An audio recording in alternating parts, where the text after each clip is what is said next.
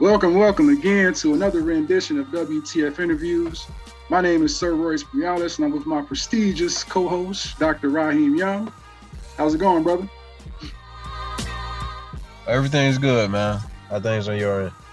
Man, no complaints, man. Just turn my AC on. It's getting a little hot in here. Can't be in here sweating, man. I don't like that. Okay. But yeah, also we're pleased to announce a special guest. We have General Parker on the line. How's it going? Oh, it's wonderful to be here. Yes, sir. Thanks for jumping on. Yeah, so if you could tell us a little bit about yourself, how many kids you got, what are their ages, and also what do you do professionally? Well, professionally, I don't do nothing at all. And I normally don't get up till like 2 in the afternoon before I start doing that. So, but no, I used to be a Boilermaker by trade, and I've been retired now through disability for about 7 or 8 years now. So, see, I got 2 biological children. I've raised like at least 7 other children, and they still call me dad, you know. So, and their kids call me their grandfather or G daddy. So, if you count all them, I got 33 grandchildren. But if you just go by my biological children, I only got 7. 7 grandchildren. So, and I got a great grandson now. So. Oh, wow. Okay. Congratulations. How old is he?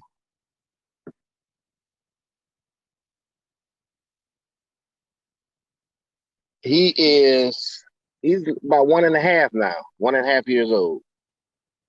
So his name's Kingston. He's in Detroit, Michigan. So, yeah, looks just like his G daddy too. Handsome little old devil.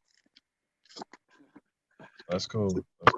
So how has the transition been for you as far as like being a dad, being a granddad, being a great granddad? How's that? Man, it's kind of rough on me because I've had the police come in my house and illegally steal my children, my biological children from me, both of my son and my daughter. My daughter's the oldest. My son is 21. He just turned 21 last month. He's the baby.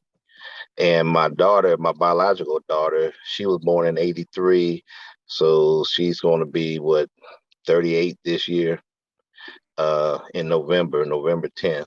And it's just crazy how the state assisted kidnapping goes on, and you basically can't do anything about it. What's worse is I'm mad at myself because I keep picking women who like to use this system to do kind of things. So it's been kind of rough on me because not being able to see your kids and your grandkids. At least my grandkids have reached out to me. You know, they want to have a relationship with me and be a part of my life. So that makes it rough, you know, when you have children who've been poisoned by a mother who practices parental alienation, and they live with that poison in their mind and emotionally for years. So it makes me even more angry because it's not just me that's being affected and being hurt. It's the hurt and the anguish that I got to see my kids go through and suffer, you know, and you know, short of killing their mother, what else can you do, you know, because you don't have a system that's even remotely sympathetic with you, because this is how they make their money. You know, this is how they keep this system going and keep their power and their control. So they're not going to relinquish that and try to do right by you. So your biological kids are pretty much grown now, right? Yeah. So Yeah, both of them are now. Yeah. So have you talked to them like since they've been adults? Like what type of conversations have you had? Well, the last time I talked to my son was about 1.5 years ago, and he called me up on the phone early in the morning, getting very smart and very disrespectful, calling me out of my name, and then try to explain that well, he just gets so frustrated. And I had to let him know I don't care how frustrated he gets. He better always respect me. I don't care what he thinks or what he was told. You're gonna respect me or else, you know. So we haven't talked since. But it's funny because I'm still paying child support for him. You know, it's crazy.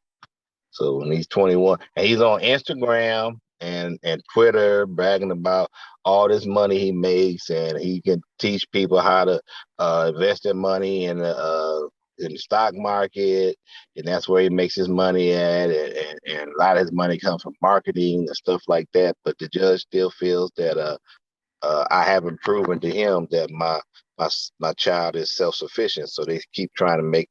Well, they ain't trying. They still making me pay child support to them. They taking it out of my retirement income. So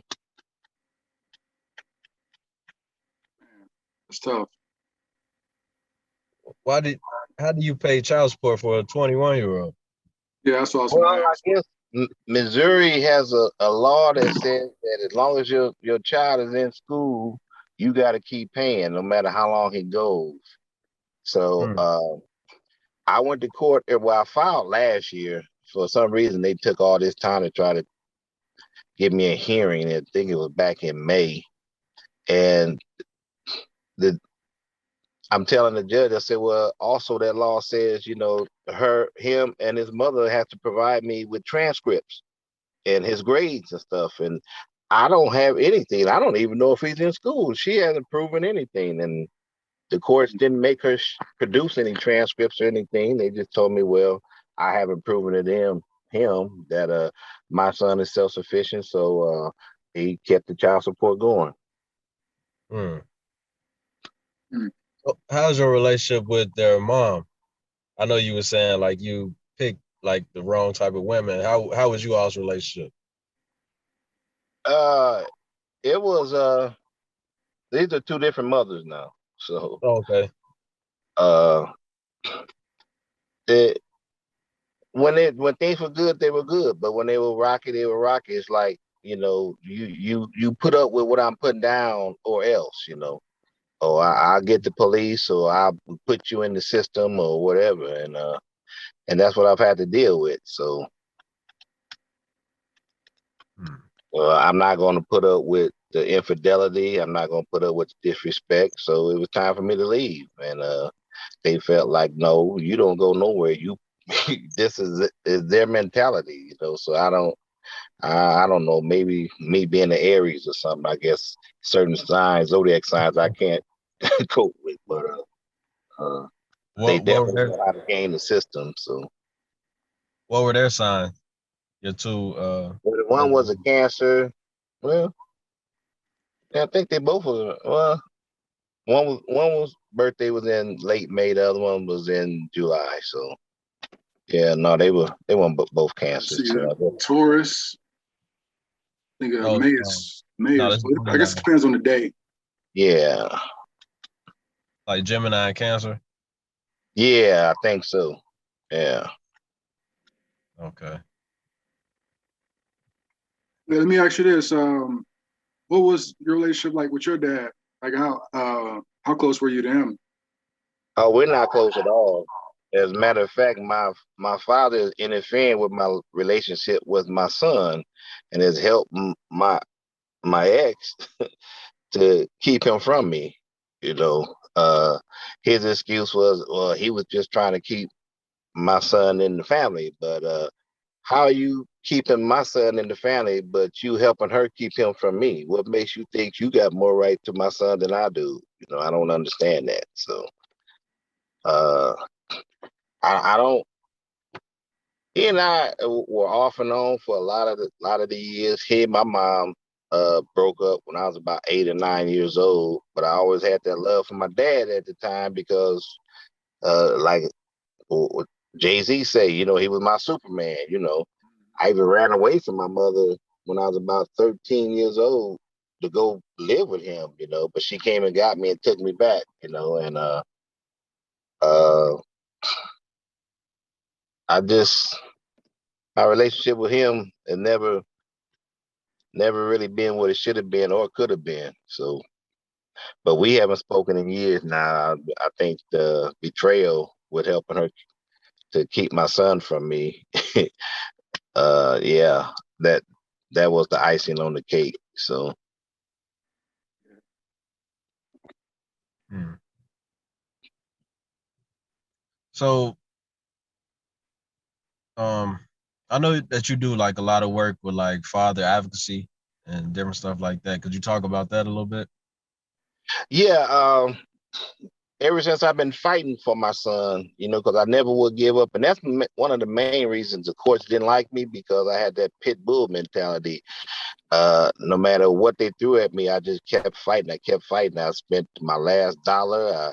I exhausted every option I could, and I just kept fighting. And I mean, I even took my case all the way up to the Supreme Court, but they refused to hear it because it wasn't controversial enough for them, so they say. But in fighting for my son, uh, I got in touch with this group called Dads in Divorce through a law firm called Cordell and Cordell that supposedly supposed to be there to help fathers. There's another organization like Jeffrey Levine up in Chicago. He claims the same thing, but a lot of these organizations, they just in it to get your money, because you spend tens of thousands of dollars and even upwards of 100,000, and you still end up with no more than you would have done if you had fought your case yourself. I come to find out. So through them, I answered an ad about, I forgot what it was at the time, but this guy called me back. His name was Mark Rosenthal, and they were part of a group called Radar, Respecting Accuracy in Domestic Abuse Reporting, because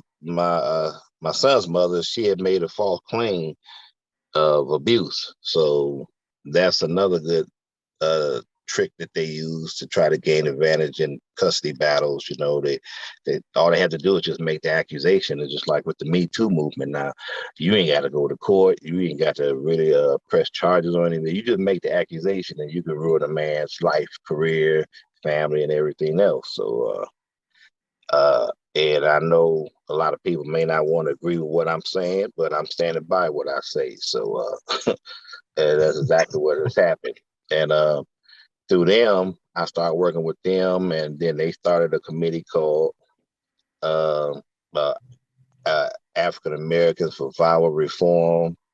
And we used to go to DC and lobby to try to get the Violence Against Women's Act reformed, because there's a lot of inconsistencies in there that violated your constitutional rights, that the equity wasn't there, the parity wasn't there.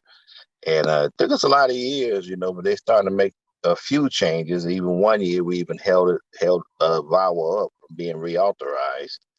But it was when I had to go speak back in 2008 for African Americans for VAWA Reform back in Charleston, West Virginia. I had to speak at I was a keynote speaker at a dinner there, dealing with false accusations of abuse and talking about VAWA and what needs to be changed. And I met a guy named Mike McCormick, and he has worked with Alec Baldwin and a couple of other lawyers. He was one of the guys that helped get Elian Gonzalez back with his father. Oh, wow. Yeah, he's been on Larry King with Alec Baldwin. He was on The View with them. And he's like a brother to me now, even though we don't share the same color and we from different mothers, he's just like a brother to me. But he informed me that he had an affiliate group of his ACFC, which is American Children Coalition of Fathers and Children. Uh, it had one in Illinois called Illinois Fathers that was just starting up. So he wanted me to get in touch with them, but they ended up contacting me and asking me to be their first keynote speaker at their Fatherless Day rally in Springfield. So before I even got to that, to be able to do that, they asked me to be on their board. So I was a vice president on the board. So we did a lot of activism and advocacy. Uh, there was a young guy who got killed his name was Stephen Watkins, going to visit his daughter because his ex had made allegations about he was abusing the daughter and doing all kind of crazy stuff. The judge finally found out that she had been lying, and said, "You go get your child." So he went over there to get his child, and they shot him in the back of the head, his ex's family. And we did a lot of advocacy behind that because they lied, and I don't know what happened. The sheriff didn't do their job. They didn't do their work. So we rallied all of our people. We got on the radio. We had people calling the prosecutor's office until they finally decided to press charges, and his whole case was on what's that show that comes on NBC? What is it, Prime Time or something like that? Or like Dateline or something? Yeah, it was on Dateline. That's it, Dateline. And so we finally got that case to move through the system, and the grandmother ended up getting convicted of shooting him. We still think it was his ex that shot him in the back of the head, but the grandmother was saying that she's the one that shot him, because he came in the house and he pushed her and she was scared and all that. But he was shot in the back of the head, and they had called the police and the ambulance for them to come out. And they called the ambulance first. The ambulance came out for the grandmother. And they said while they're sitting there talking to the grandmother, working on her, they happened to see the dead body laying over there to the side with blood running out of his head and everything. They didn't even call for the boy, So the ambulance had to call the police. And so we finally was able to get her convicted of that. She got 55 years behind that. So and we even got a bill passed in his name. I spoke to his mother, Mike McCormick, and I spoke to his mother and dad in Springfield, and we finally were able to. We got permission to be able to get his name put on the bill, and it took us about 2 years, but we finally got that bill passed in 2012, and so it's still today. It's a visitation interference bill, and it basically has the same sanctions that being non-compliant with child support. You get your driver's license taken. I mean, the women's group, they really came out against this, man. And we had the American Bar Association, the Secretary of State, all of them tried to fight us on this, but we ended up being victorious after a couple of years.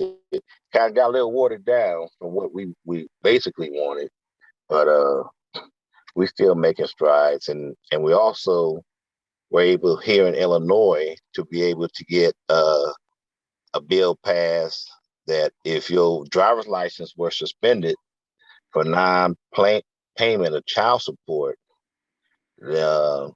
you can get your license back. So there's no more suspending your license for non-payment of child support in Illinois. So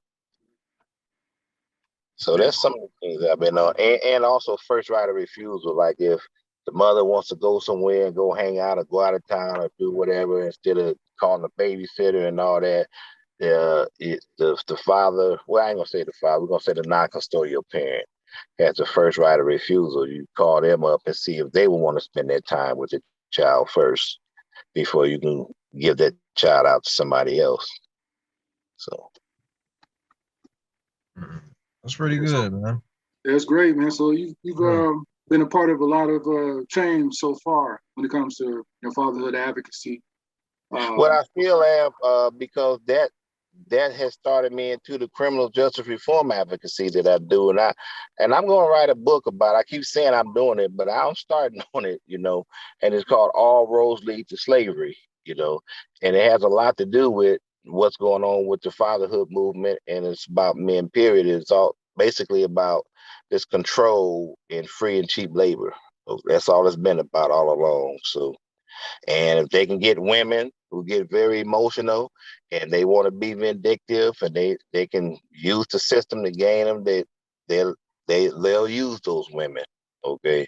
And the women have no problem trying to have that control over their ex. They love to have that control. So they don't care nothing about being right or wrong. They don't care about the detriment it can cause to that father, or the detriment that it caused to the children. They don't even care about that. All they care about is getting back or getting money, or both. So.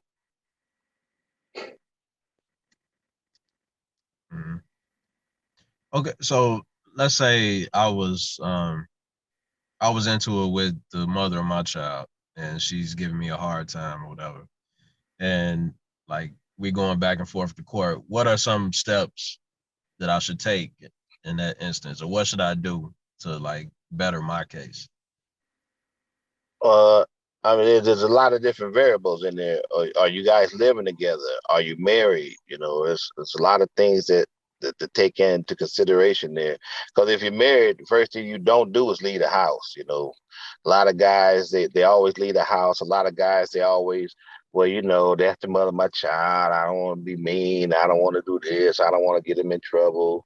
But you'll see very quickly that when the shoe's on the other foot, they can care less about the trouble you get in. They can care less about if you got anywhere to stay. They can care because they have a whole system behind these women. And sometimes the women, I'm gonna be honest with you, some women don't even want to do some of the things, but because the system is set up the way that it is, that you have people from the Domestic Violence Coalition, they'll tell them, they say, well, if you don't do this, then we're gonna start taking steps to take your children away from you. Hmm. I've had people who have that I know personally this has happened to, you know. So like Uh, if you don't put a man on child support, they'll try to take the kids away, something like that. if you don't put them on child support, if you don't file false allegations of abuse against them and all that, because see, they get money by the more number of claims of abuse that goes in. See, Hmm. that gives them more money from the Violence Against Women's Act. See, and the judges get more money for training. You know, the police department, the education. I mean, they get all this money coming into them for all these claims that are made. If it's a woman, they don't get not one dime if it's a man that makes abuse claims or Hmm. violence, domestic violence claims. It's only for the women. Mm. And I had to learn that, you know, and because it was my ex who they were the ones who were violent towards me.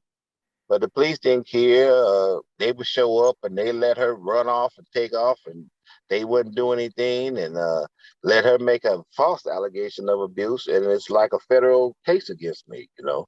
And I had to come to court to prove my innocence, and that's exactly what I had to do. I mean, they took my son and I, you know. I mean, I can show you the pictures, the videos, and all. I mean, we were like freaking frack, you know. I mean, I would leave to go to work, and all I would do is think about my son, you know. And the minute I get home, I told you I was a Boilermaker. I just had to travel to go to work. I mean, from the time he was born to the time she and I broke up, he always went out of town with me. She would never even call to check on him. I had friends, I had family members, my sisters, all them. They would say, "Well, hey, what's wrong with this chick? How come she don't ever call to check on him?" You know, and I would get on her about it, but she could care less. You know, all she was concerned about was the money, and she was never concerned about my son. You know, it was all about the money for her. You know, a lot of my friends would say, "Well, I don't understand how a mother could let a baby that small take off and go to out of town, you know, and they not be concerned, you know." I mean, he was like 1 year old, 2 years old, you know, up until he was like 3. So that's when we broke up. We were married in 2000, about 2 weeks before we were born. We got married, and we broke up in 2003. He hadn't even turned 3 yet. So, but of Yeah, course, could care less, you know. yeah, and it sounds like you still are going through that with the courts. You know, Yeah, after 20 years, you yeah, know, that whole thing, we gonna show this nigga, you know, excuse my French, but I even had a judge tell me, you think I'm gonna let, after all the years of schooling I've been through, you think I'm gonna let somebody with a GED, some black man come in here and show me up? So that was their whole thing. It had nothing to do with truth, it had nothing to do with justice, it had nothing to do with fairness or equity. It has to do with what they can get away with. That's how our courts are set up, whether it's civil or criminal. And I think civil courts are even worse than the criminal courts. Yeah. So how can we fix the system? Like, what's the first step in that process? I'm gonna be honest with you. It's just like with our political systems. I think they can't be fixed. They have to be totally demolished and built from the ground up. So it's one of the things where they working just they're working, they're doing what they're made to do in its current state. Exactly. Okay. Exactly. Like so many times they talk about our criminal justice system is broken. No, it's not broken. It's working just how it was set up to do, you know.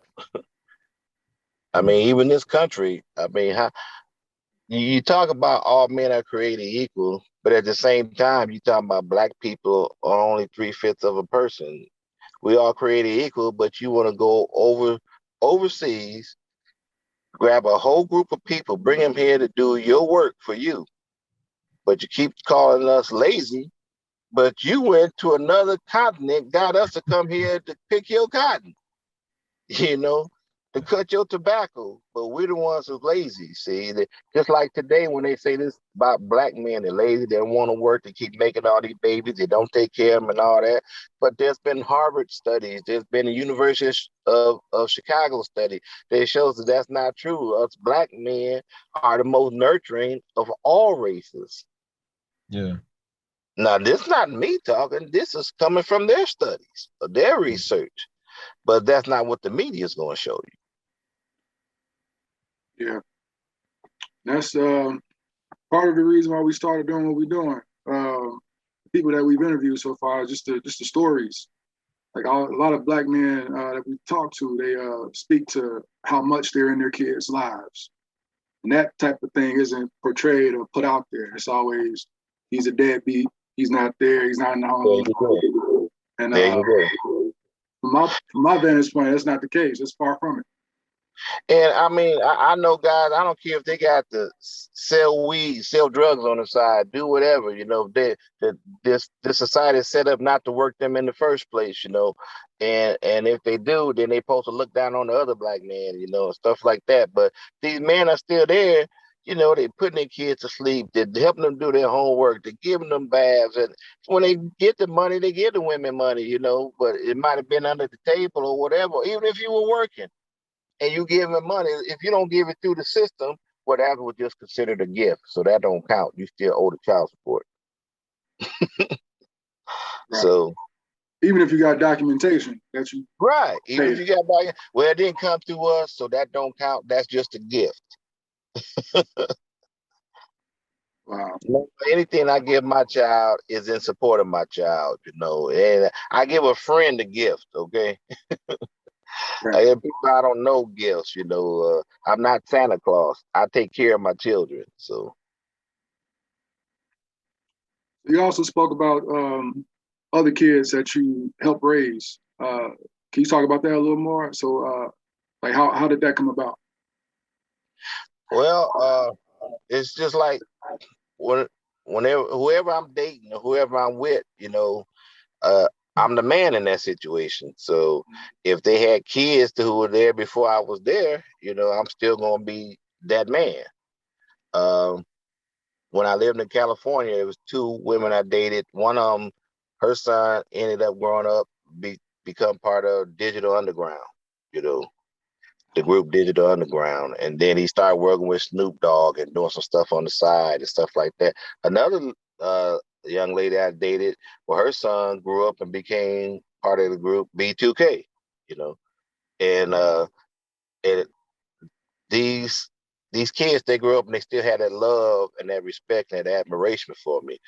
They always felt like I've always been the one that was there to offer that protection and that sense of security and teach them about responsibility, you know, and I had fun with them too. I love playing with my kids, you know, and joking around, and they love that much about me. So, I mean, even all these years later, you know, I'm still in a part of their lives, and they look at me as that man, whether their dad was there or not. You know, they still look at me as that man. So,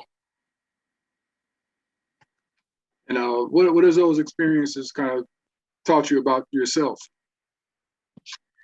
it taught me that I ain't as bad as some people try to make me out to be. you know, I probably ain't as good as I think I am, but I definitely ain't as bad as some people try to portray me to be. So, but you know, I try to look at myself realistically. But no matter what society says, as long as I'm being that person and doing the right things for the people that matter, that's all that counts.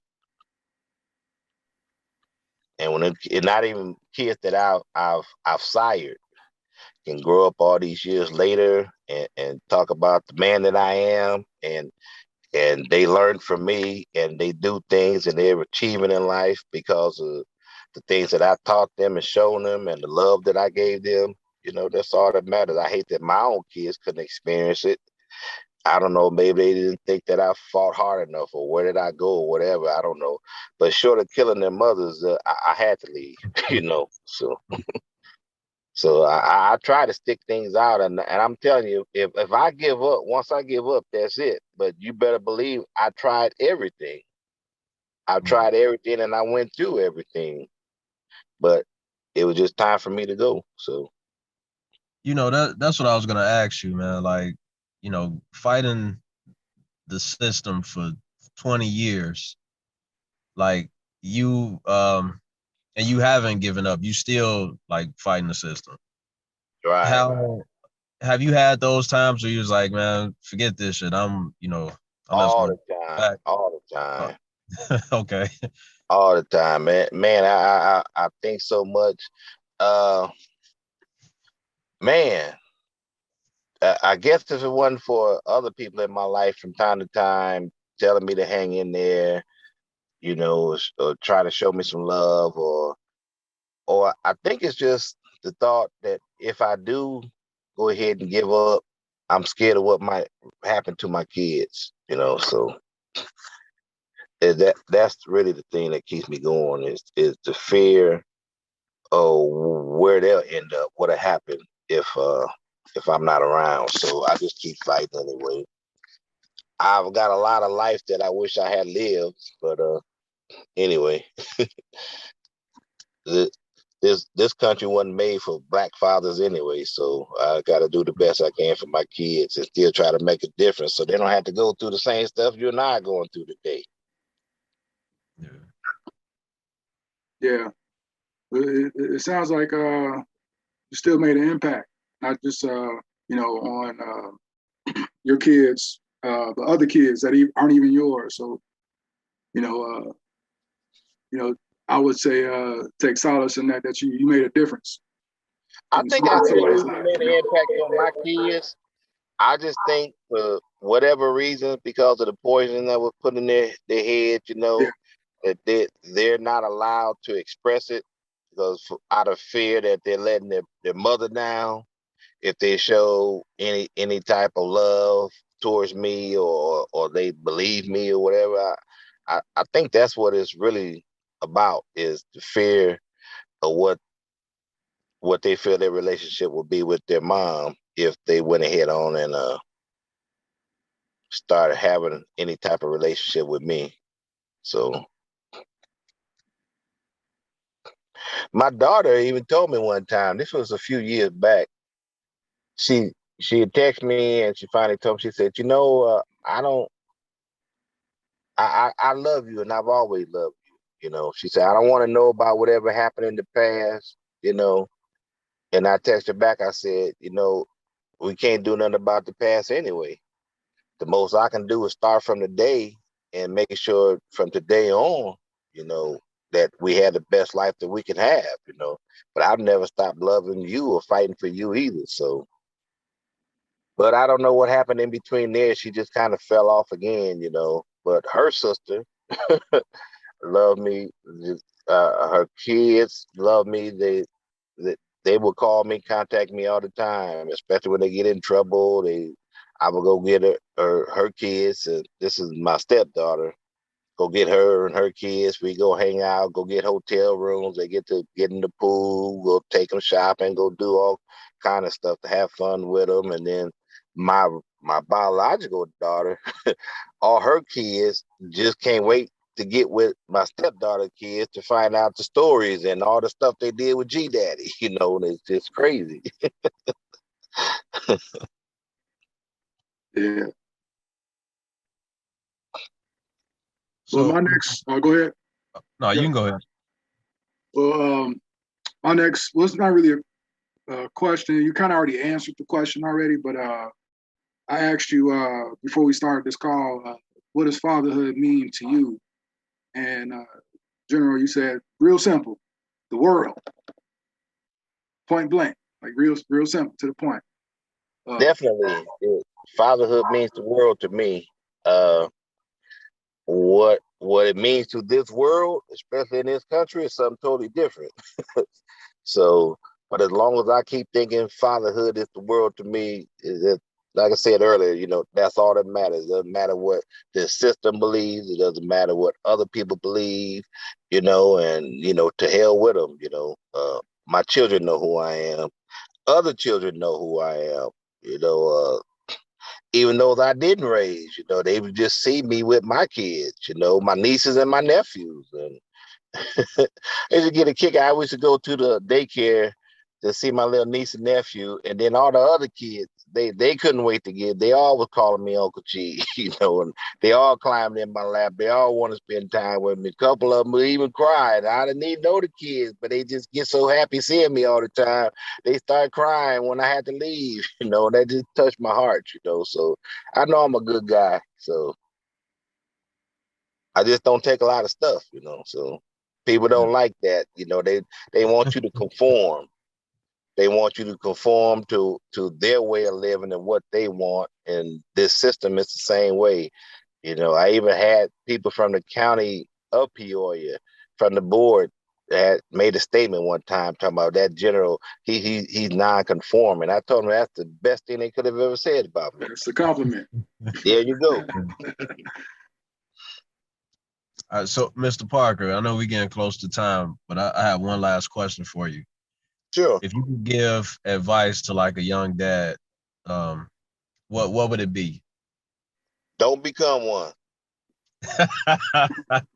Till we change this world and this system, unless you're ready for a lot of heartache, and a lot of sleepless nights and a lot of angry feelings, and disappointments and betrayal, don't become one, but if you can deal with it, then hey, if you can stand it, I can understand it. But I'm letting you know now, the way this society is set up, if we haven't changed this system yet, become the dad is the worst thing you want to do right now, because it ain't easy. No, it's not. All right. So if you don't plan on staying with her forever, don't do it. Sometimes even if you do stay. This is a double-edged sword. Huh? Oh, man. Yeah. All right. Well, General, yeah, again, I appreciate you for your time, for your candor. Yeah, thank you. Before we let you go, if somebody wants to get in contact with you to support your initiatives, how would they be able to get in contact with you? They can reach me. I'm the president of Central Illinois. All of Us Are None.